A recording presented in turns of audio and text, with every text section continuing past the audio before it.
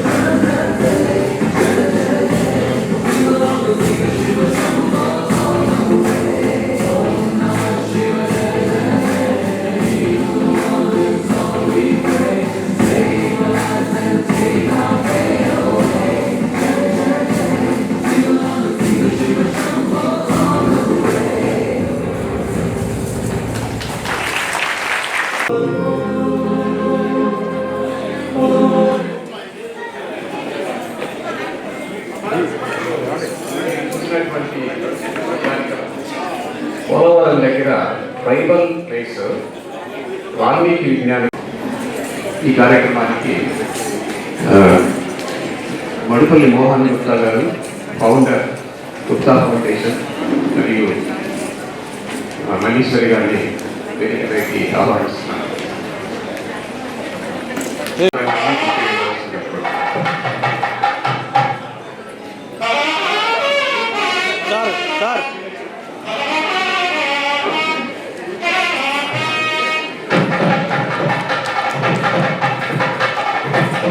Nagaraj garu, Chairman, Laila Group of Companies and National Vice President, Vishwa Hindu Parishad, వారిని వేదికపైకి ఆహ్వానిస్తున్నాను.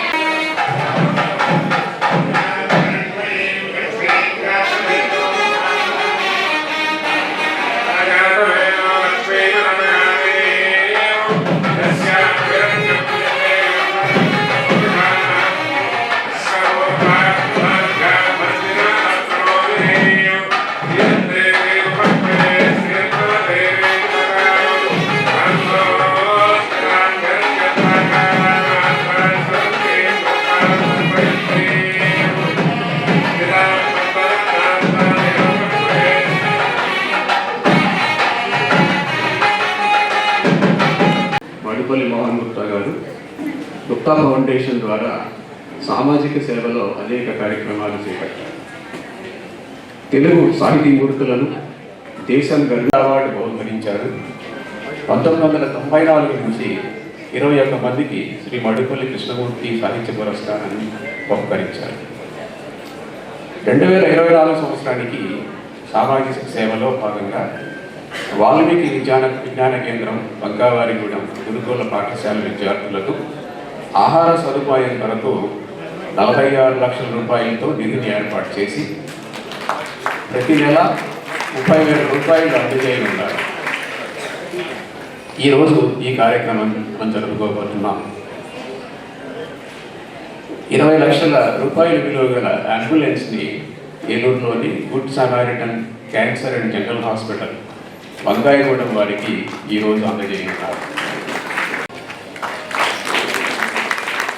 ఈ కార్యక్రమాన్ని ఆచరణలో వీక్షించవలసిందిగా కోరుతూ నమస్కారం. శ్రీ మడుపల్లి సభకు నమస్కారం.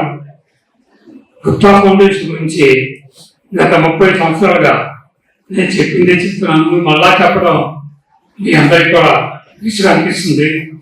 మా గుప్తా ఫౌండేషన్ గురించి మ్యాక్సిమం అందరికీ తెలుసు. 89లో ఒక సందర్భంలో రాజాలక్ష్మి ఫౌండేషన్ సంస్థలో మద్రాసులో జరిగిన కార్యక్రమాన్ని చూసి ఇన్స్పిరేషన్ అయ్యి నాకు 89లో 2 అవార్డులు రావడం కారణంగా మనం కూడా రాజలక్ష్మి ఫౌండేషన్ ఆయన గ్రేట్ గ్రాండ్ సన్, ఆయన శ్రీ వైష్ణవుడు అయితే శివతాండవని ఆయన నాట్యం చేస్తూ ఒక మాస్టర్ పీస్ ఆయన 100 పద్యాల పుస్తకం రాస్తే దాన్ని వాళ్ళ మిస్సెస్ రాసింది. లాస్ట్ టైం ఆయన ఇక్కడికి వచ్చినప్పుడు ఆయన శిష్యుడు ముస్లిం చాలా చక్కగా పాడారు. ఆ పుస్తకాన్ని మా దగ్గర ఉన్నాయి. అదే కాదు, ఆయన ఇంట్రడ్యూస్ చేస్తూ పప్పు వేణుగోపాలరావు గారు ఆయన గురించి చెప్పారు. ఆయన 12వ సంవత్సరంలో పెనుగొండ లక్ష్మి అనే సంస్కృతి పుస్తకాన్ని ప్రత్యేక గారి పుస్తకాన్ని ఆయన రాశారు. ఆయన 12వ సంవత్సరంలో అది రాయడం ఒక ఎత్తు అయితే, ఆయన 21 సంవత్సరంలో విద్వాన్ చదువుతుంటే ఆ పుస్తకం ఆయనకే టెక్స్ట్ వచ్చింది. అంతటి మహానుభావుడు. అయితే ఆయన చెప్పారు, దాంట్లో నేను ఫీల్ అయ్యానయ్యా, 4 మార్కుల పుస్తకం వచ్చినది, నేను అరగంటలే రాశాను, దానివల్ల నేను దాంట్లో సక్సెస్ అవ్వకపోయానన్నాడు. అలాంటి మహానుభావులతో స్టార్ట్ చేశాను. తర్వాత ఎంఎస్ సుబ్బలక్ష్మి, ఒక్కొక్క సంవత్సరం ఒక్కొక్క ఫీల్డ్. కపిల్ దేవ్, చాలా మంది, ఎంఎస్ స్వామినాథన్, బిస్మిల్లా ఖాన్, వీళ్ళందరూ కూడా ఏలూరు రావడం జరిగింది. ఒక సందర్భంలో మా ఆడిటర్ రమణరావు గారికి బాగా పరిచయం ఉన్నాడు, వాళ్ళ ఎంఎస్ సుబ్బలక్ష్మి గారిని ఏలూరు తీసుకురావడం జరిగింది. ఆయన అది ఫస్ట్ లో వస్తానని చెప్పి మాకు ప్రామిస్ చేసి కర్టసీగా ఒక పాట పాడతాను నేను వచ్చినప్పుడు అవార్డుకి అని చెప్పారు. అయితే ఆ 31 అక్టోబర్ ఇందిరాగాంధీ గారి ఇదవటం వల్ల వాటి నెహ్రూ ఫ్యామిలీకి బాగా ఫెమిలియర్. మా ఎంఎస్ లక్ష్మి సభాసభం వాళ్ళ రిక్వెస్ట్ మీద అక్కడికి వెళ్ళిపోయి మేము పోస్ట్ పోన్ చేసుకోవాల్సి వచ్చింది. అన్నారు, మీ ఏలూరు ప్రజలకి నా సారీ చెప్పము, మేము అరగంట సేపు కాన్సెప్ట్ ఇస్తాము యాజ్ ఏ కాంపన్సేషన్ ఉన్నారు. నెక్స్ట్ టైం మేము మళ్ళీ అనౌన్స్ చేసేప్పటికి సదాశివం గారికి ఒక ఆపరేషన్ చేయవలసి వచ్చింది. మళ్ళా పోస్ట్పోన్ చేయవలసి వచ్చింది సెకండ్ టైం. తర్వాత గంటల కాన్సెప్ట్ ఇస్తాము అని చెప్పి ఏలూరుకి వచ్చి ఏలూరు కాలేజీలో మహాపాత్ర వీళ్ళందరూ కూడా 20 మంది ఎమినెంట్ పర్సనాలిటీస్ వచ్చారు. వీళ్ళందరూ రావటం ఒక ఎత్తు అయితే, మా అదృష్టం ఎంఎస్ సుబ్బలక్ష్మి గారికి నేను ఇచ్చిన అవార్డు తర్వాత 3వ సంవత్సరంలో అవార్డు భారతరత్న వచ్చింది. తర్వాత బిస్మిల్లా ఖాన్ని వారణాసి నుంచి తీసుకొచ్చాం. ఆయనకి అవార్డు ఇచ్చిన తర్వాత 2వ సంవత్సరమే ఆయనకి భారతరత్న వచ్చింది. తర్వాత ఎంఎస్ స్వామినాథన్ రైట్స్ రెవల్యూషన్ ఆయన్ని తీసుకొచ్చాం. మాకు ఆయనకి చాలా కష్టం తీసుకురావటం. అయితే ఉమారెడ్డి వెంకటేశ్వర గారు మాకు పరిచయస్తులు, ఆయన శిష్యులు. ఆయన చెప్పి ఆయన ఏలూరు తీసుకురావడం జరిగింది. ఎంఎస్ స్వామినాథన్ ఆయనకి తర్వాత భారతరత్న వచ్చింది. తర్వాత చాలా మంది మహానుభావులందరూ వచ్చారు, 20 మంది ఉన్నారు. మన డాక్టర్ రవీంద్రనాథ్, తర్వాత డాక్టర్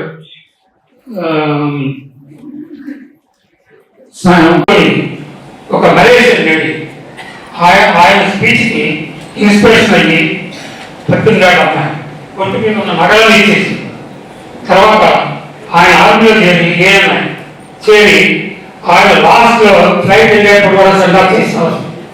జానకి అంటే నా హబ్బ మలేషియన్. ఆవిడ ఎత్తి పడుకుని ఆవిడ ఏడు తీసుకొచ్చాం.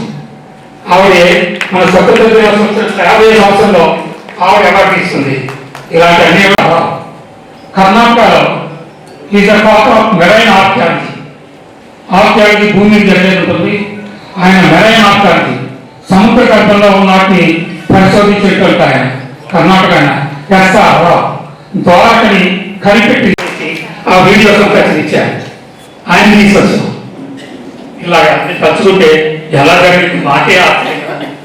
అది మా అదృష్టం, మన ఏలూరికి గర్వకారణం. అలాగే 94లో మా నాన్నగారి పేరుతో సాహిత్య పురస్కారం ఆరంభించాం. చల్లగా ఇది రైటింగ్ నేమా లేకపోతే ప్రాపర్ నేనా ఏమిటో నాకు అర్థం కాదు. తర్వాత మా వాళ్ళు చెప్పారు, రష్యాలో ప్రవహిస్తున్న ఒక నది, ఆ పేరు ఒక దాన్ని ఆవిడ చూస్ చేసుకున్నారు. ఆవిడ రచనలు కూడా దాని విషయం. ఇక్కడ వచ్చిన మన ప్రెసిడెంట్ ఆయన గంగరాజారు, ఆయన చెప్పాలంటే నా వల్ల కాదు. ఆయన అంతటి మహానుభావులు. ఆయన మేము అడిగిన వెంటనే ఇక్కడికి వస్తాను చెప్పేందుకు ఆయనకి నాకు అందించిన నమస్కారం. Thank you.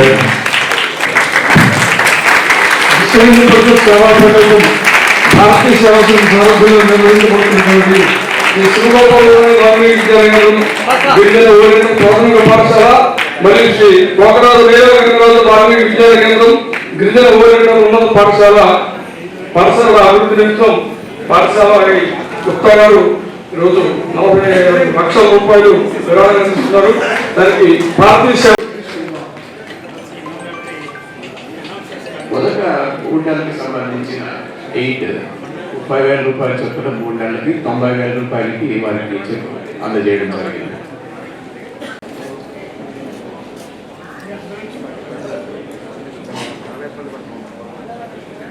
Good Samaritan cancer and general hospital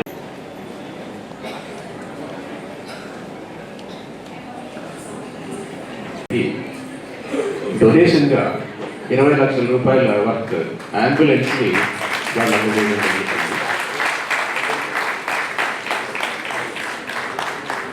ఈరోజు వారి తరఫున వచ్చినటువంటి వారు Father Bobin, Superior General, and Father Ajo, CEO of Good Samaritan Cancer and Multispecialty Hospital. చాలా సంతోషం.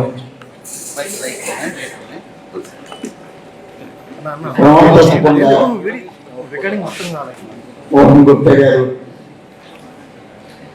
నిరంతరం ఈ కార్యక్రమాలు చేస్తూ మళ్ళీ మాట్లాడాలంటే మీకు పూర్తిగా మీరు చేసే కార్యక్రమాలు మామూలు కాదు.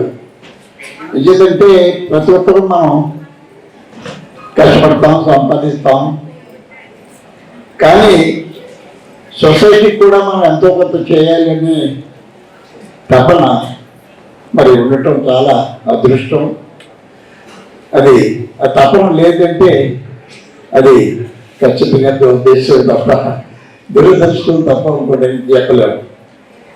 అలా వారు అనేక కార్యక్రమాలు మరి వారి అదృష్టం ఏంటో అవార్డు రావడానికి ముందే వారు గ్రహించి వారి ప్రతిభని గుర్తించి ముందుగానే వారికి అవార్డు ఇచ్చేస్తున్నారు. గవర్నమెంట్ ఆఫ్ ఇండియా ఇవ్వడానికి ముందే వారు ఇస్తున్నారు. ఒక మరి మనకు కూడా ఏదో చిన్న అవార్డు ఇస్తే మనకు కూడా పెద్ద అవార్డు ఇచ్చేస్తారు. అలా వారు అనేక సేవలు చేస్తున్నారు. ముఖ్యంగా ఏంటంటే వారిని చూసి చాలా మంది ఇన్స్పైర్ అయ్యారు. మరి ఎందుకంటే మనం వ్యాపారం చేస్తున్నాం అంటే మనకి కాంపిటీషన్ ఉండకూడదని అనుకుంటారు. అటువంటి భావాలు అసలు లేని వారికి వారితో పాటు ఎంతో మంది ఉత్సాహకులు. మా రఘు ఉన్నాడు, మరి ఆయన ఒక గాడ్ ఫాదర్ లాగా ఎప్పుడు చెప్తారు. ఎందుకంటే మా అందరికీ మరి గుప్తా గారు ఆదర్శం. మరి వారిని చూసి మేము కూడా నేర్చుకుని చిన్నగా మేము కూడా రాణిస్తున్నాం. ఎందుకంటే ఇప్పుడు అదే వ్యాపారంలో ఉన్నారంటే అది ఒక పోటీ ఆదర్శంగా తీసుకోవడం తప్ప పోటీ పడే సత్తా ఎవరికి లేదని నేను భావిస్తున్నాను. ఎందుకంటే వ్యాపారమే కాదు, మరి వ్యాపారం బాగోవాలంటే మరి సేవాభావం కూడా కావాలి. సేవాభావం లేకుండా ఊరికే వ్యాపారం భగవంతుడు ఊరికే వచ్చిన వాళ్ళందరికీ మరి వరాలు ఇచ్చారు. మనకి ఇచ్చిన వరాలకి మరి మరి ఆ వ్యక్తి మరి సొసైటీకి ఏ విధంగా ఉపయోగపడుతున్నారని కూడా భగవంతుడు చూసి వారికి మరి ఇటువంటి అవకాశం కలిగి చేస్తారని మనకి పూర్తిగా తెలుస్తుంది. ఆయన మరి నాన్నగారి వ్యాపారం తీసుకుంటూ తర్వాత సొంత వ్యాపారం చేయాలని మరి మన ఏలూరు పట్టణం నుంచి ఒక వ్యక్తి అలా ఇంటర్నేషనల్గా మరి ప్రపంచంలో దేనికి డిమాండ్ ఉందో అటువంటి వ్యాపారాలు వారు టేకప్ చేసి బ్రహ్మాండంగా వారు ఎక్స్పోర్ట్ చేస్తున్నారు. ముందు మనం హెయిర్ ఎక్స్పోర్ట్ మన తిరుపతి దేవస్థానానికి మరి ఆయన చేసిన సేవలు మామూలు సేవలు కాదు. ఎందుకంటే జుట్టు అంటే దాని డిమాండ్ ఉందని కనిపెట్టి ప్రపంచవ్యాప్తంగా మరి దాన్ని పాపులర్ చేశారు. ఆ విధంగా వాళ్ళు బెనిఫిట్ పొందారు. అలాగే మరి టిటిడి కూడా మరి అటువంటి వ్యక్తులు చేసిన వ్యాపారం ద్వారా భగవంతుడి వెంకటేశ్వర కూడా బాగా ఇన్కమ్ వచ్చింది నేను భావిస్తున్నాను. అంతేకాకుండా మరి అనేక మందికి అవార్డ్స్ మరి వారు ప్రకటించారు. అంటే అవార్డ్స్ అంటే మామూలు అవార్డ్స్ కాదు. అటువంటి మహానుభావులు ఎంతో మంది పెద్దవాళ్ళని మన ఏలూరు పట్టణానికి తీసుకొచ్చి మనందరికీ పరిచయం చేసి వారిని సన్మానం చేసుకుంటున్నారంటే అది మామూలు విషయం కాదు. ఎంతమంది చేస్తారు ఇటువంటి కార్యక్రమాలు?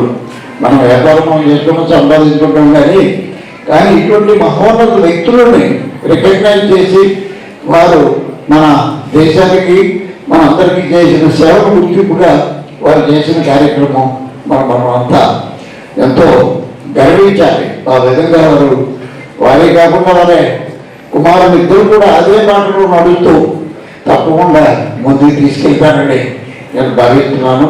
అందులో మరి మేడంకి మరి అవార్డు ఇస్తున్నారంటే నిజం చెప్పాలంటమ్మా, నేను నవల్స్ ఎక్కువగా చదవను, సీరియస్ అసలు చూడను. ఎందుకంటే నిజ జీవితంలో ఇవన్నీ జరుగుతున్నాయి కదా, మనం బతక నేర్చుకోవాల్సింది ఏముందని అనుకుంటాను. క్షమించండి, మీరేమనుకోవద్దు. చాలా సంతోషం. ఎందుకంటే మీలాంటి రచయిత్రులు మీరు ఎంతో వేల మంది ఇన్స్పైర్ అయ్యి మీ నవల్స్ చదవటం నేను చూశాను కానీ నేను వాడికి చదవలేదమ్మా. ఎవరికొద్దు. ఎందుకంటే ఒక్కొక్కరికి ఒక ఏరియాలో ప్రతిభ ఉంటుంది. అది అందరికీ దక్కదు. ఎవరు మరి చిన్నారులు వారి ప్రతిభ వాళ్ళు చూపించారు, డాన్స్ చేశారు. అలా కొంతమంది వారి ఏరియాలో ఏ ఇంట్రెస్ట్ ఉందో వాటిలో మరి ప్రతిభ చూపిస్తూ ఉంటారు. మరి ఆ మేడంకి ఈరోజు అవార్డు ఇస్తున్నారంటే నాకు చాలా సంతోషంగా ఉంది. సాహిత్యవేత్తలు కూడా మరి మామూలు విషయం కాదు కదా, అది మరి నదీ ప్రవాహంలాగా వారు రచనలు రాస్తున్నారంటే అది మనకు అటువంటి చదవలేము కదా. అటువంటిది వారికి ఆలోచించే అలా రాస్తున్నారంటే అది మామూలు విషయం కాదు. తప్పకుండా అవార్డు ఎంచేదంటే అటువంటి పెద్ద వారి లిస్టులో వారి పేరు కూడా ఉండటం కూడా వారికి కూడా చాలా గర్వకారంగా నేను భావిస్తున్నాను. చాలా సంతోషం. అందులో వాల్మీకి విద్యాకేంద్రం వంకావారిగూడలో పుస్తకాలు పెద్ద గిఫ్ట్గా సుమారు నెలకు 30,000 రూపాయలు వచ్చే విధంగా వారి ఆహారం కోసం, పోషకాహారం కోసం అంతా కూడా వారిని చూసుకుని ఆదర్శంగా తీసుకుని మనం ఏం చేయగలుగుతాం, మనం కూడా ఎంతో కొంత మన సంపాదనలో ఉన్న ప్రతి ఒక్కరికి కూడా పేరు పెట్టడం ధన్యవాదాలు తెలుస్తూ సెలవు తీసుకున్నాను.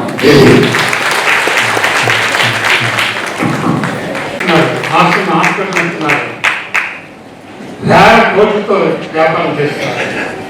అంత చక్కటి, అంత సింపుల్సిటీగా ఉంటారు. కానీ చాలా దాతృత్వ మనిషి. ఆయన ప్రొఫైల్ చదివితే నాకే ఆశ్చర్యం వేసింది. ఎన్నో కష్టాలు పడి పైకి వచ్చి పట్టుదలగా సాధించారు.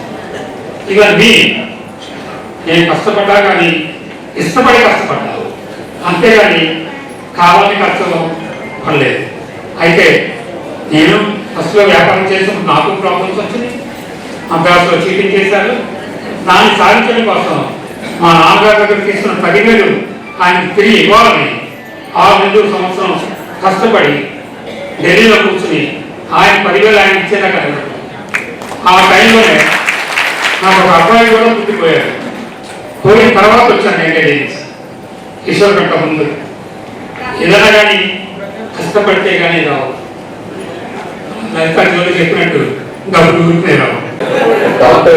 G. Gangaraj, author, member of Parliament, Lok Sabha, is a paramount of African Universities, having started his journey as a small employee in pharmaceutical. Rural schools for reconstruction and improving quality of teaching, runs VKTPS college for tribal and rural students, thereby promoting literacy and upliftment of the most needy in our society. Through education, healthcare and rural upliftment.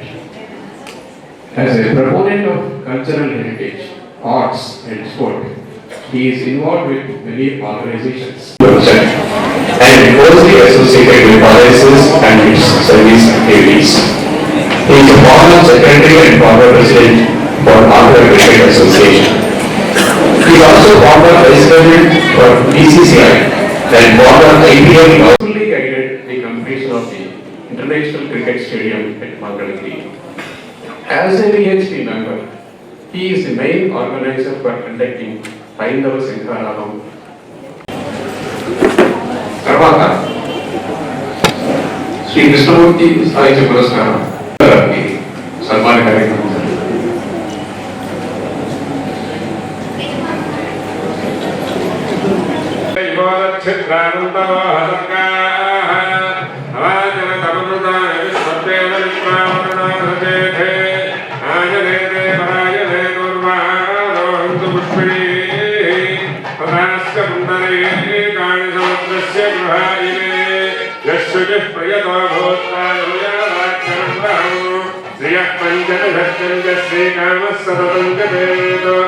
आनन्दः कर्तमस्यैव जिग्वेद इति विश्रुताः हृदयस्य त्रयपुत्रः स्वयं श्रीरेवदेवता पद्मानने पद्मपूरो पद्माक्षी पद्मसम्भवे पद्माभयस्य पद्माक्षेन सौख्यं लभाम्यहम् अश्वदायितगोदाये धनदाये वहसने धनं मे विशतां देवीं सर्वकामार्थसिद्धये पुत्रनोऽधनं धान्यं हस्यश्राया विमोरधं प्रजानां भवति नागा आयुष्मन्तं करोतु मां चन्द्राभां लक्ष्मीमीशानां सूर्याभां श्रियमीश्वरीं चन्द्रसूर्याग्निसर्वाभां श्रीमहालक्ष्मीमुपास्महे धनमग्रधनं राजधनं सूर्योधनं वसुः धनमिन्द्रबृहत्पतिर्वरुणं धनमश्नुते वैनतेय सोमं पिबतवृत्रः सोमं धनस्य सोमिनामक्यं ददातु सोमिने अक्रोधाजनात्सर्यन्मलाभोगशुभामतिः धनं तीर्थपुण्यानां भक्तानां श्रीसूक्तञ्जवेत्सदा वर्षं सुरे विभातरयवाभ्रस्य विद्युतः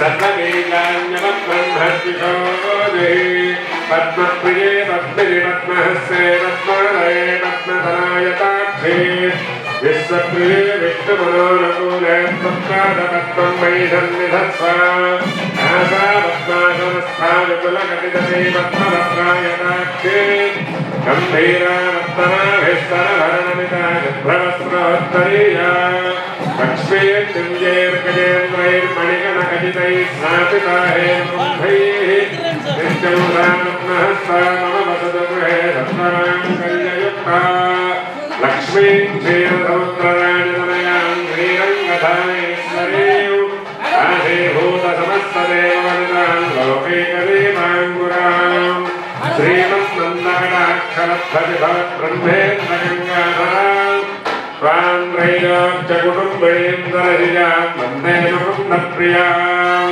सिद्धलक्ष्मीर्मोक्षलक्ष्मीं जयलक्ष्मीं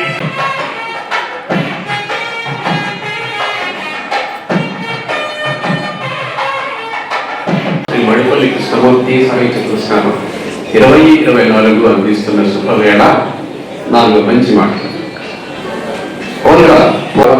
ఓ సంచలనం.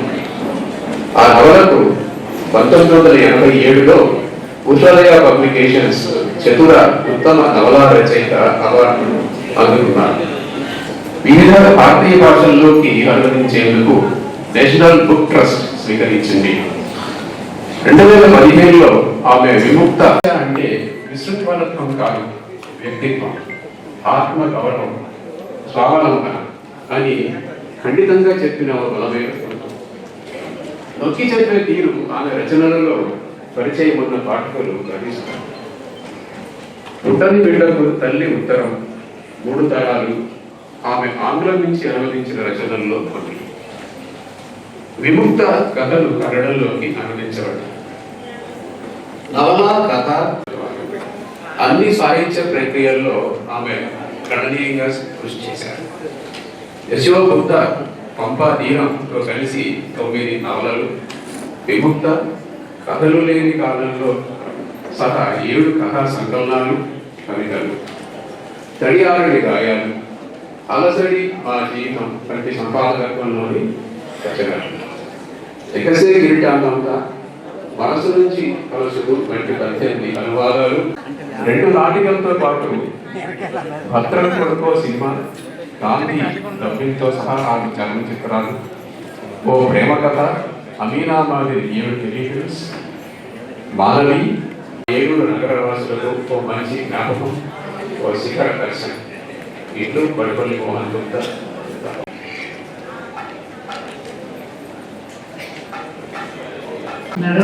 మీ అందరికీ తెలుసు. దానికి సమానంగానే ఓల్గా గారు సాహితీ సేవ చేస్తున్నారు. అటువంటి గుప్తా ఫౌండేషన్ వారి చేతుల మీదుగా నా స్నేహితురాలు తెలుగు సాహిత్యంలో శిఖరాయమానమైన రచయిత్రి ఓల్గా గారికి ఈరోజు పురస్కారం అందుతున్న సందర్భంగా అటు గుప్తా ఫౌండేషన్ వారికి అభినందనలు, ధన్యవాదాలు తెలుపుతున్నాను. ఓల్గా గారికి నా హృదయపూర్వక అభినందనలు. ఓల్గా గారి గురించి ఇప్పుడే సుబ్బారావు గారు విపులంగా సన్మాన పత్రాన్ని పఠించారు. ఈ కార్యక్రమంకి ముందు అంటే ఓల్గా గారి గురించి చెప్పే ముందు అంతకు ముందు చేసిన నృత్యాలన్నీ కూడా మమ్మల్ని బాగా ఆడించాయని చెప్తామనుకుంటున్నాను. ఎందుకంటే చాలా చక్కని పాటల ఎంపిక. ముందు కూచిపూడి నృత్యం వచ్చింది, తర్వాత శంకర మహాదేవన్, శ్రీ గణేశాయ స్తుతి, తర్వాత జనార్దనాష్టకం. ఇలాగే చాలా మంచి వైవిధ్యంతో కూడిన అంశాల మీద చాలా చక్కని నృత్య ప్రదర్శన చేసిన పిల్లలందరికీ, విద్యార్థులందరికీ నా హృదయపూర్వక అభినందనలు. నేర్పే వాళ్ళు అసలే ఇన్ఫ్లుయెన్సర్ ఆ పనిని ఓల్గా గారు 50 ఏళ్ళలో చేస్తున్నారు. ఆయన ఎవరు ప్రత్యేకించి యూట్యూబ్ ఇన్ఫ్లుయెన్సర్ ఎవరు అనలేదు ఇప్పటిదాకా. వాళ్ళు సహజీవనాన్ని ఎంత సునాయాసంగా చిన్న చిన్న విషయాల ద్వారా ఎలా చేయాలో తెలుసుకున్న వాళ్ళు, మానవ సంబంధాల్లో ప్రజాస్వామిక తరాల వాళ్ళు కావచ్చు. ఎందుకంటే ప్రత్యక్షంగా మేము చూసిన వాళ్ళే ఉన్నారు.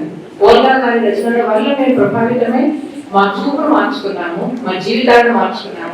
ఓల్గాతో ప్రభావితులు అయ్యారంటే తరువాతి తరం వాళ్ళు ఎంతగా ప్రభావితులు అయ్యారంటే మీరు ఊహించుకోవచ్చు. రెండవది ఆమె స్త్రీవాది చరిత్రలో చూడమంటుంది. నిజంగా అదే స్త్రీవాదం. అన్నిటినీ స్త్రీల కోణం నుంచి చూసినప్పుడు అందులోని లొసుగులు అర్థమవుతాయి, మన ఆలోచన విధానంలోని దొంగతనం అర్థమవుతుంది. దాన్ని బాగుపరుచుకోమని చెప్పేదే స్త్రీవాదం. కానీ అది స్త్రీలకే పరిమితం కాదు. అది ఎలా సాధ్యమైంది ఓల్గాకి అంటే ఆ విధంగా చెప్పడం ఎలా సాధ్యమైంది? ఒక రచయిత్రికి సాహిత్యం మాత్రమే తెలిసి ఉంటే, లేదా సృజనశక్తి అపారంగా ఉంటే, అలాంటి వాళ్ళు చాలా మంది ఉన్నారు తెలుగు సాహిత్యంలో. మంచి సృజనశీలి కేవలం రచయిత్రి అయి ఉంటే, కేవలం ఒక నవల రచయిత్ర, కథా రచయిత్ర అయి ఉంటే ఈ రోజు మనం ఇంత మాట్లాడుకోవాల్సిన అవసరం లేదు ఓల్గా గురించి. ఓల్గా సాహిత్యాన్ని విడిగా సాహిత్య చరిత్ర చేయలేదు, మామూలు రాజకీయ చరిత్ర చేయలేదు, సామాజిక చరిత్ర అసలే చేయలేదు. అందుకని ఆమె ఎవరైతే ఈ కోణాన్ని మిస్ అవుతున్నారో, ఈ కోణాన్ని చూడకపోవడం వల్ల జీవితంలో మనం ఏం కోల్పోతున్నామో చెప్పదలుచుకున్నారు. ఆ కోణం చెప్పడం కోసమే స్త్రీ స్వేచ్ఛ, ఆ అవగాహన, ఆ దృక్పథం వాళ్ళకి కల్పించడం కోసమే తను స్వేచ్ఛ నవలతో ప్రారంభించినప్పుడు సహజంగానే ఇక్కడ ఉన్న వాళ్ళలో కూడా కొంతమంది వ్యతిరేకత వస్తుంది. ఓల్గా చదవగానే ఓల్గా ఎదుర్కొన్నంత వ్యతిరేకత బహుశా తెలుగు సాహిత్య చరిత్రలో ఏ రచయిత్రి ఎదుర్కొని ఉండదు. ఆమె రాయడం మొదలెట్టినప్పటి నుంచి పోట్లాడుతూనే ఉన్నారు ఆమెతో. పండితులు, విద్వాంసులు, ఎక్కువ సహజంగా పురుషులు ఆమె మీద వ్యతిరేకంగా వ్యాసాలు కూడా రాస్తూనే వచ్చారు. చాలా వివాదాలకు గురయ్యాయి. ఆమె అందించిన 3 తరాలు కానీ, రాసిన స్వేచ్ఛ కానీ, ఇవన్నీ కూడా టీవీ వేగాలు, సంకలనం కానీ, ఇవన్నీ కూడా చాలా వివాదాలకు గురయ్యాయి. కానీ ఓల్గా గారి గొప్పతనం ఏమిటంటే తను ఒక సత్యాన్ని, తను చూసిన సత్యాన్ని, తాను ఎరిగిన సత్యాన్ని, ఓల్గా తత్వం కాదు, మరింత స్పష్టంగా నేను ఇంకా బాగా చెప్పగలగాలి, ఇంకా బాగా చెప్తాను ఇదే విషయాన్ని. ఈ పురుషాధిక్య వ్యవస్థ అనేది ఎందుకు ఏర్పడింది, ఎట్లా ఏర్పడింది, దాని మూలాలు ఏమిటి, అక్కడి నుంచి ఇక్కడి వరకు ఉన్న ఈ అసమ సంబంధాల్లోని ఎలాగ దాంతో పోరాడాలి, ఏ రకంగా పోరాడాలి అంటే స్త్రీ కేవలం ఒక విద్వాంసురాలు ఎదగాలి, ఆమెకు పౌరురాలిగా తాను బతకాలని గుర్తించాలి. తను కేవలం స్త్రీ కాదు, కుటుంబంలో ఒక రోల్స్ వేసి తల్లి, భార్య, కూతురు, అత్తగారు, ఈ స్టీరియోటైప్స్ అన్నీ ఉంటాయి. అవన్నీ అమలు చేస్తుంది. అవి కాకుండా తను ఒక పౌరురాలు, ఒక నాగరికురాలు, ఒక మేధావి. అది తనలో ఆ లక్ష్యాన్ని నెరవేర్చుకుంటూనే ఉన్నారు. ఆవిడ తన 50 ఏళ్ళుగా ఆవిడ గొప్ప ఇన్ఫ్లుయెన్సర్గా మనందరికీ ఇంకా జీవితంలో ఎంతో అందించారు.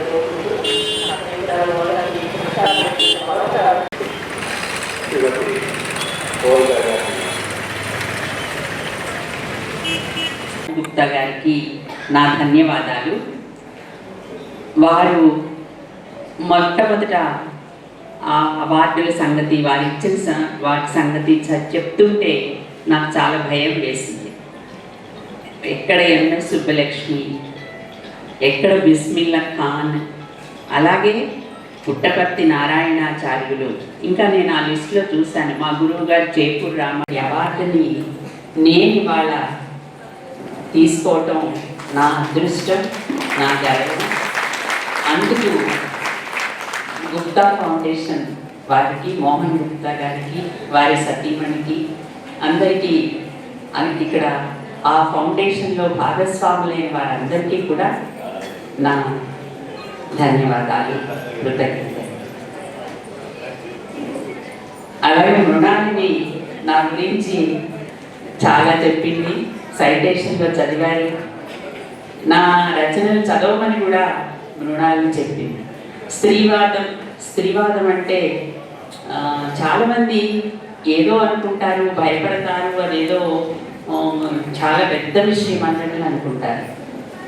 చాలా చిన్నగా చెప్పాలంటే, నేను మళ్ళీ రామాయణం గురించి రాశానని మృణాలిని గారు చెప్పారు కదా, దాంట్లో ఒక చిన్న సంఘటన, రాముడు సీతను వనవాసానికి పంపిన తర్వాత తలుచుకుని బాధపడుతూ ఉంటాడు. బాధపడుతూ ఉన్నప్పుడు లవకుశులు వచ్చి తండ్రిని కలిసి, వారు తన బిడ్డలని రాముడు గుర్తించిన తర్వాత రాముడు ఇంకా బాధపడుతూ, సీత ఎప్పుడు నన్ను రక్షించింది, సీత ఎప్పుడు మొదటి నుంచి కూడా నన్ను రక్షిస్తూనే ఉంది, అగ్ని పరీక్షకు ఒప్పుకుని నన్ను రక్షించింది, వనవాసానికి వెళ్ళి నన్ను రక్షించింది, ఇప్పుడు ఈ ఇద్దరు బిడ్డల్ని రాజ్యానికి వారసులుగా ఇచ్చి నన్ను రక్షించింది. అయోధ్యలో అందరూ శ్రీరామ రక్ష అనుకుంటారు, కానీ రాముడికి సీత రక్ష అని ఎవరికి తెలుసు అనుకుంటాడు రాముడు. నేను సృష్టించిన రాముడు. నిజంగానే వాల్మీకి ఉద్దేశం కూడా అదే. వాల్మీకి మొట్టమొదట రామాయణానికి పెట్టిన పేరు సీతాచరితం, తర్వాత అది రామాయణం. ఆ సీతాచరితంలో రాముడు ఈ మాట అనుకోవటంలో ఆశ్చర్యం లేదు. ఆ మాట అనుకోకపోతే ఆ పాత్రలో ఉదాత్తత కూడా లేదు. అలాగే సీత ఏమని అనుకుని ఉంటుంది, ఎవరూ లేరు, సింగిల్ మదర్ అంటుంటామే మనం ఈ రోజుల్లో. అలా సింగిల్ మదర్గా ఇద్దరు పిల్లల్ని చక్కగా పెంచుకుంది. ఏమీ భయం లేకుండా, బాధ లేకుండా ఇద్దరు పిల్లల్ని పెంచి తండ్రి దగ్గరికి పంపించేసి, అయ్యో అని ఏడవకుండా తను ఏం చెయ్యాలనుకుందో అది చేసింది. బ్రోచే వారెవరురా అనుకోలేదు. స్త్రీలు తమని తామే బ్రోచుకోగలరు, తమను తామే సంరక్షించుకోగలరు, అంత శక్తి సామర్థ్యాలు వాళ్ళకు ఉన్నాయి అని చెప్పింది పరోక్షంగా మనందరికీ.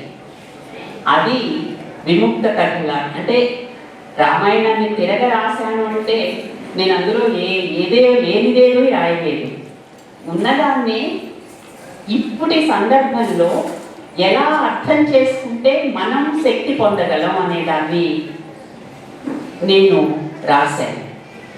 అంటే ఈ కావ్యాలు కానీ సాహిత్యం కానీ మనుషులకు బలాన్ని ఇవ్వాలి, బలహీనులైనటువంటి మనుషులకు బలాన్ని ఇవ్వాలి, ధైర్యం లేని మనుషులకు ధైర్యాన్ని ఇవ్వాలి.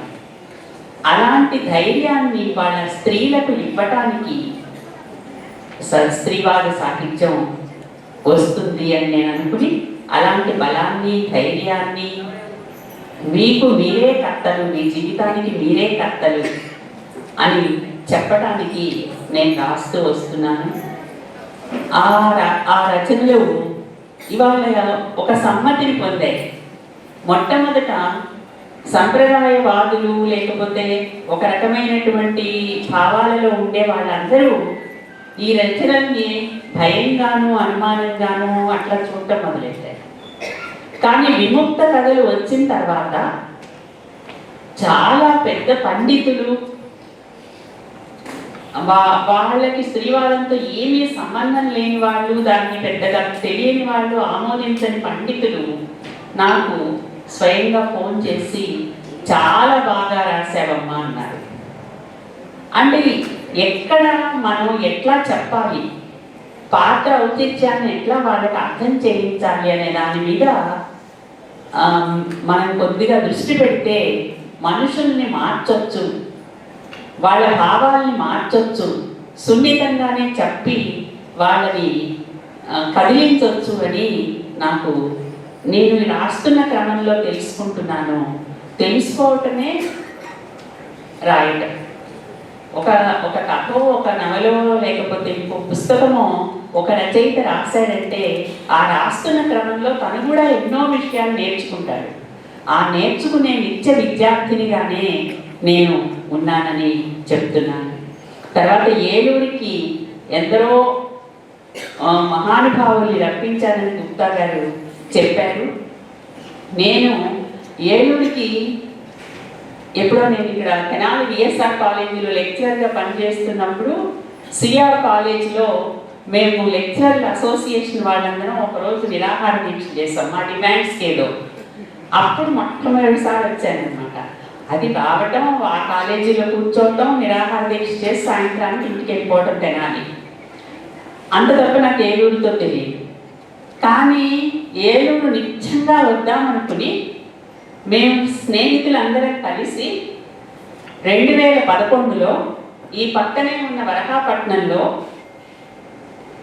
మా స్నేహితురాలు రాధా శివస్వామి గారి ఇంట్లో బాగా ఉత్సాహంగా ఇంకా మర్నాడు పొద్దున్నే ఏలూరు వెళ్ళిపోతున్నాం అని కబుర్లు చెప్పుకుంటూ ఉత్సాహపడుతూ ఉన్న సందర్భంలో మనం మర్నాడు ఏలూరు వెళ్ళటం లేదు అనే వార్త తెలిసి చాలా బాధపడి వెనక్కి వెళ్ళిపోయాం రాకుండా. మాలతి చందూర్ గారికి అవార్డు వచ్చినప్పుడు ఆవిడ రావటం లేదు, చందూర్ గారికి చాలా అనారోగ్యంగా ఉంది అని తెలిసి వెళ్ళిపోయాం. అట్లా 2 సార్లు రాగలేక ఇప్పుడు వచ్చాను.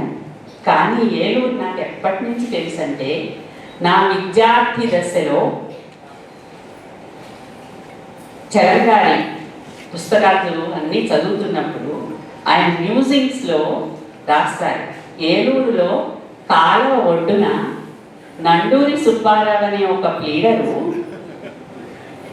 అక్కడ నేను ఆయన్ని లాక్కెళ్ళి ఆ కాలువ ఒడ్డును కూర్చోబెట్టకపోతే పేకాడుకునేటటువంటి ఒక ప్లీడరు ఆ కాలువ ఒడ్డున వెన్నెట్లో ఈ రేయి నన్నొల్ల నేరవా రాజా ఎన్నెలల సొగసంత ఏటిపాలేనటరా అని ఒక అద్భుతమైనటువంటి పాట రాశాడు.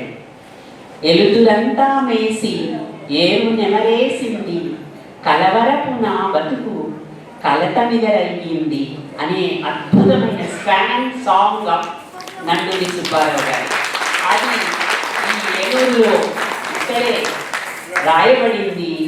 అది ఎవరు మర్చిపోలేని పాట. ఈ పాటలో నేను వామపక్ష భావజాలంతో ఉద్యమాల్లో పనిచేస్తున్నప్పుడు తిలక్ గారి గురించి, విమల గారి గురించి కొంత విన్నాను. తర్వాత చరిత్ర నిర్మాణం స్త్రీలు ఎట్లా చేశారు, ఆంధ్రదేశ చరిత్రని స్త్రీలు ఎలా నిర్మించారు అనే విషయం మీద చాలా సంవత్సరాలు పరిశోధన చేసి మహిళావరణం అనే ఒక పుస్తకాన్ని మేము అస్మిత నుంచి తీసుకొచ్చాం. ఆ పుస్తకంలో చదువుతున్నప్పుడు డాక్టర్ కొమర్రాజు అచ్చమాంబ గారి సంగతి తెలిసి, డాక్టర్ కొమర్రాజు అచ్చమాంబ గారు బెజవాడలో సుప్రసిద్ధమైన లేడీ డాక్టర్, మొట్టమొదటి డాక్టర్ దాదాపు. ఆ డాక్టర్ గారి జీవితాన్ని చూసి నాకు ఆవిడ జీవితం గురించి ఒక నవల రాయాలనిపించి ఆ నవల రాస్తున్న క్రమంలో ఏలూరు మళ్ళా ఆ నవల్లోకి వచ్చింది. ఎలాగంటే ఏలూరులో డాక్టర్ కొమర్ 46లో జరిగిన ఎన్నికల్లో 1946లో జరిగిన ఎన్నికల్లో డాక్టర్ కొమర్రాజు అచ్చమాంబ గారు, అమ్మన్న రాజా గారు వీళ్ళిద్దరూ పోటీ పడి హోరాహోరీ ప్రచారం. అప్పుడు రెండవ ప్రపంచ యుద్ధ సమయంలో కమ్యూనిస్టుని బాగా బ్రిటిష్ ప్రభుత్వం స్వేచ్ఛ ఇవ్వడంతో వాళ్ళు బాగా ప్రజల్లోకి వెళ్ళిపోయారు, చొచ్చుకెళ్ళిపోయారు వాళ్ళు ప్రచారం. అప్పుడు కాంగ్రెస్ వాళ్ళు ఏం చేశారంటే, ఈ కొమర్రాజు అచ్చమాంబ గారు అంత మంచి మనిషి కాదు, ఆవిడ ఏదో కాంట్రాక్ట్ పెళ్లి చేసుకున్నారు అది ఇది అని ఆవిడ వ్యక్తిగతంగా ఆవిడ మీద దాడి చేయటం మొదలుపెట్టారు. ఒక సభలో, పెద్ద సభ, ఒక కాంగ్రెస్ నాయకుడు ఈ కొమర్రాజు అచ్చమాంబ అని చెప్పి మాట్లాడుతున్నాడు. కొమర్రాజు అచ్చమాంబ గారు సరాసరి వేదిక మీదకి వచ్చారు. వచ్చేసి ఆయన దగ్గర మైక్ లాక్కుని ఈ ఎన్నికల్లో మనం మాట్లాడాల్సింది కొమర్రాజు అచ్చమాంబ వ్యక్తిగత జీవితం గురించా, లేకపోతే ప్రజలకు మనం ఏం చేస్తాం, ఏ ప్రణాళికలు వేస్తాం, ఏ సంక్షేమాన్ని మనం ప్రజలకు తెస్తామనే విషయమా, ఏం మాట్లాడాలి, మనం ఏం మాట్లాడుతున్నారు మీరు అనేసరికి కాంగ్రెస్ వాళ్ళంతా కుర్చీల్లోంచి లేచి పారిపోయారు. మహిళా కార్యకర్తలు ఎన్నికల్లో ఎలా ప్రచారం చేశారు, వాళ్ళ అడిగిన ప్రశ్నలకు, ప్రజలు అడిగిన ప్రశ్నలకు వాళ్ళు సమాధానం ఎలా చెప్పారు, ఇదంతా విపులంగా రాసినప్పుడు ఏలూరు అంతా నా కళ్ళ ముందే ఉంది. సో నేను ఏలూరు చూడకపోయినా నా భావాల్లో, నా ఆలోచనల్లో ఏలూరు ఎప్పుడు విద్యార్థి సమయం నుంచి నా అమీనా నవల కూడా దాదాపు ఏలూరులోనే జరుగుతుంది. ఆ అమీనా నవల అద్భుతమైన నవల, దాని చరణ్ రాసింది. అది నాకు చాలాసార్లు ఎందుకు ఈ నవల రాశాడు, దాని తత్వం ఏంటి అనేది అర్థం కాలేదు.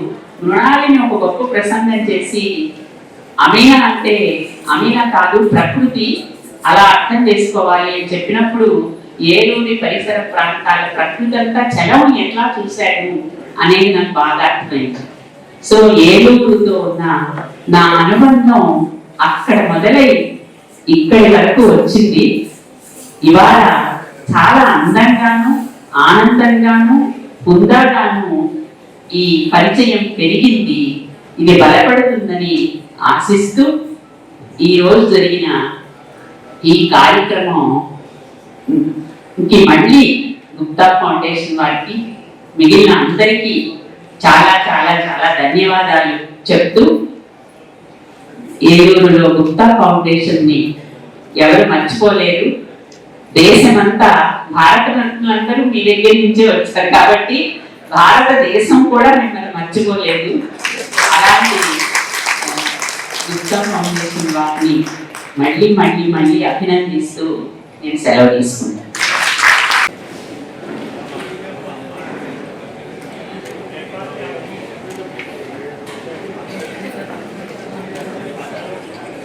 చాలు సార్, ఒకసారి అందరూ చూడండి.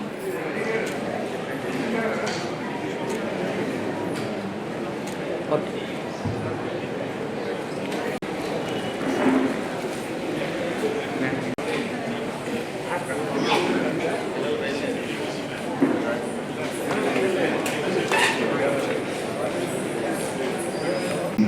First and foremost, on behalf of Sri Naveen Gupta, founder of Gupta Foundation, and on my humble behalf, I would like to express my gratitude to our chief guest of this evening, Sri Goparaju Gangaraju Garki, Chairman of Mela Group of Companies and National Vice President of Vishwa Hindu Parishad.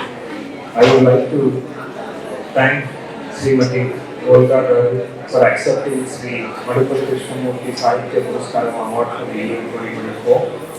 Our special thanks to Chunduru Murali for the speaker of this evening. I would like to thank the foundation for his contribution and unconditional support and guidance to the foundation. For covering this event, last but not the least, I would like to thank everyone for being here and అంటే Gupta foundation award చాలా ప్రతిష్టాత్మకమైన award. ఎంతోమంది మహానుభావులు, గొప్ప గొప్ప విద్వాంసులు, పండితులు అందుకున్న ఈ అవార్డుని ఈ సంవత్సరం నేను అందుకోవటం నిజంగా సంతోషంగా ఉంది. చాలా సంతోషిస్తాను. మా ఎంటీవీ తరపు మీరు రాసిన నవలలో ఏదైనా 2 మాటలు. నేను రాసినటువంటి నవలల్లో స్వేచ్ఛ అనే నవల చాలా ప్రసిద్ధి పొందింది, అన్ని భారతీయ భాషల్లోకి అనువాదం చెందింది. ఆ స్వేచ్ఛ నవలల్లో కథానాయిక ఏమనుకుంటుందంటే, నా ఉనికికి ఒక ప్రయోజనం ఉండాలి, నేను బ్రతుకుతున్నాను ఈ సమాజంలో అంటే ఈ సమాజానికి నా వలన ఒక ప్రయోజనం ఉండాలి, నా ఉనికి వల్ల ఒక మార్పు రావాలి ఈ సమాజంలో అనుకుంటుంది. అది చాలా అందరూ ఆడవాళ్ళకు కూడా కేవలం ఇంట్లో మార్పుల గురించి ఆలోచించకుండా సమాజంలో కూడా తమ పాత్ర పౌరులుగా నిర్వహించాలనేటటువంటి దీన్ని చెప్పాలి అనుకున్నాను, ఆ విషయాన్ని చెప్పాలనుకున్నాను. అది స్వేచ్ఛ నవల్లో నేను చెప్పాను. ఎగ్జాక్ట్లీ అదొక మ్యాటర్. సీతమ్మ వారి కోసం శ్రీరాములు చెప్పిన మాట ఇప్పుడు మాకు ఎలాగో స్టేజ్ మీద చెప్పారు. ఆ మాట నిజంగా ఎంత అద్భుతంగా ఉన్నాయంటే, ఎందుకంటే మనం శ్రీరామ రక్ష అని అంటాం, కానీ ఆ శ్రీరాముడికి సీత యొక్క లక్షణం అంటారు. ఒక్కసారి మా ఎంటీవీ తరపు మీరు చెప్పిన ఆ మాట మాకు చెప్పాల్సిందిగా కోరుచున్నాం. నేను విముక్త కథల్లో బంధితుడు అనే కథ రాముడి దృష్టి నుంచి రాశాను. సీతని పంపిన తర్వాత వనవాసానికి రాముడు కూడా చాలా బాధపడుతూ చివరికి సీత కుమారుల్ని లవకుశులు వస్తారు రాముడి దగ్గరికి, లవకుశులు వాళ్ళని స్వీకరిస్తాడు బిడ్డలుగా, కానీ సీత రాదు, తను తల్లి దగ్గరికి వెళ్ళిపోతుంది. అప్పుడు దాన్ని తలుచుకుని శ్రీరాముడు అనుకుంటాడనమాట, సీత ప్రతి సందర్భంలోనూ నన్ను రక్షించింది, నేను ఎప్పుడు తనంత రక్షించలేకపోయాను, అగ్ని పరీక్షకి ఇంకా ఎన్నిటికో తను నాకు అండగా నిలబడింది. అయోధ్యలో అందరూ శ్రీరామ రక్ష అనుకుంటారు, కానీ రాముడికి రక్ష సీత అని ఎవరికి తెలుసు, నాకు తప్ప అని అనుకుంటాడు. అది నేను చెప్పాలనుకున్నది అందరికీ, సీత రక్షించింది అనేది. ఫౌండేషన్ ప్రతి సంవత్సరం గుప్తా ఫౌండేషన్ ప్రతి సంవత్సరం చాలా ఘనంగా నిర్వహిస్తారు ఇక్కడ. ఎప్పటి నుండో నాకు తెలిసినప్పటి నుంచి పెద్ద వాళ్ళకి ఎంఎస్ సుబ్బలక్ష్మి, బిస్మిల్ ఖాన్, ఇంకా గొప్ప గొప్ప వ్యక్తులు చాలామంది, బాలమురళీకృష్ణ, పెద్ద వారికి ఈ అవార్డులు ఇవ్వటం నేను చాలా కాలం నుంచి చూస్తున్నాను. మా సంస్థ తరపున మేము కూడా నృత్య కార్యక్రమాలు వేస్తున్నాము. చాలా ఘనంగా ఇప్పుడు గుప్తా ఫౌండేషన్ ఫంక్షన్ అంటేనే హాల్ నిండిపోతుంది జనం, ఎందుకంటే దాని ఉన్నటువంటి వెయిట్ అనమాట అంత చాలా అది. ఆయన చాలా స్కూల్స్కి వాటికి కూడాను దానకర్ణుడే. ఆయన మన మోహన్ గుప్తా గారంటే ఆయన దానకర్ణుడు.